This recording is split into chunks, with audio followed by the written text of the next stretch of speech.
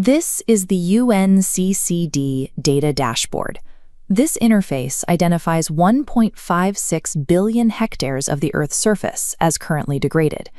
This figure represents the calculated output of all monitored land currently being tracked within the system, accounting for 15.4% of the total area. These values are synthesized from the national reports of 131 distinct country parties. To understand the weight of these statistics, we must deconstruct the reporting engine and the specific methodology used to generate them. This process spans a complex pipeline, beginning with raw Earth observation satellite telemetry and ending with standardized international policy data. This geospatial data pipeline provides a standardized mathematical foundation used to inform international environmental decision-making.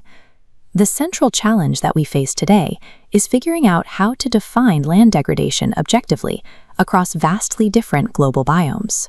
Historically, relying on subjective national estimates prevented the accurate allocation of financial resources and unified global action.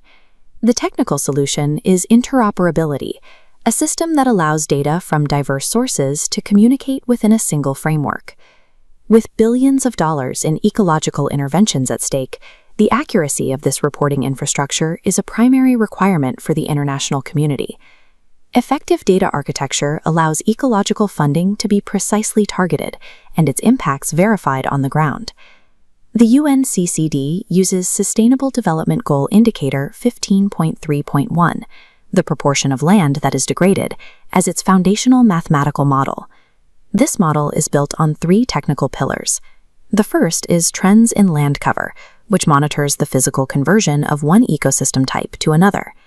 The second pillar is Land Productivity Dynamics, tracking changes in above-ground biomass. The third pillar assesses below-ground soil health by measuring stocks of soil organic carbon.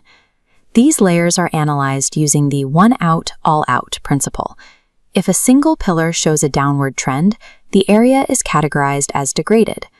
Algorithms compress these inputs into a trinary output, marking every pixel as either degraded, stable, or improving. These specific calculations are codified for all participating nations in the Good Practices Guidance document. By breaking degradation into these three quantifiable metrics, the UNCCD establishes a common framework for measuring ecological health across disparate biomes.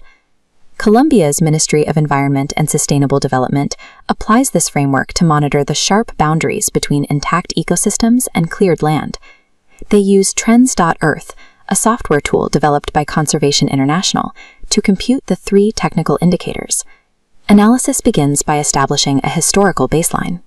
Colombia utilized a reference period from 2000 to 2015 to benchmark their land status.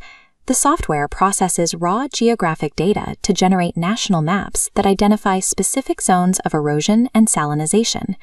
This data drives Colombia's specific policy target, the restoration of 100,000 hectares of degraded land by 2030.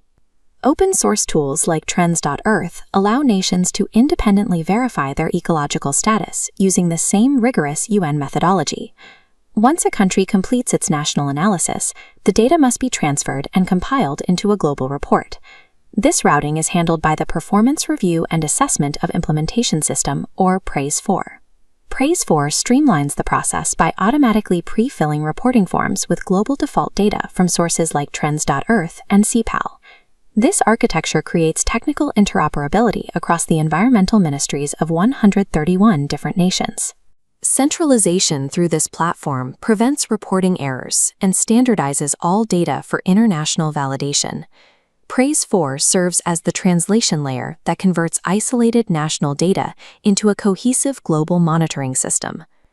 Under the United Nations UN 2.0 mandate, the convention is currently undergoing a digital transformation. A primary goal of this shift is to move beyond the limitations of moderate-resolution global observation models. The next reporting cycle will transition to 30-meter high-resolution land surface datasets, integrating new inputs like the global land cover dataset. High-resolution soil carbon tracking will also incorporate predictive ensemble datasets generated through machine learning. This 30-meter resolution allows reporting to shift from broad estimations toward precise spatial targeting for local land use interventions. This high-resolution upgrade is linked to a defined international reporting timeline. The 2026 reporting process is scheduled for an official launch in mid-2025. Countries will then have until November 2026 to submit their finalized national reports through the system. Meeting this deadline requires capacity-building programs and enabling funds to help national officers prepare the required technical data. This timeline establishes the point at which global policy can react to the latest ecological developments. The UNCCD engine functions as a tool for predictive action, moving beyond historical records to inform future land use strategies. High-resolution data is now being used to mainstream land degradation neutrality into national integrated land use planning.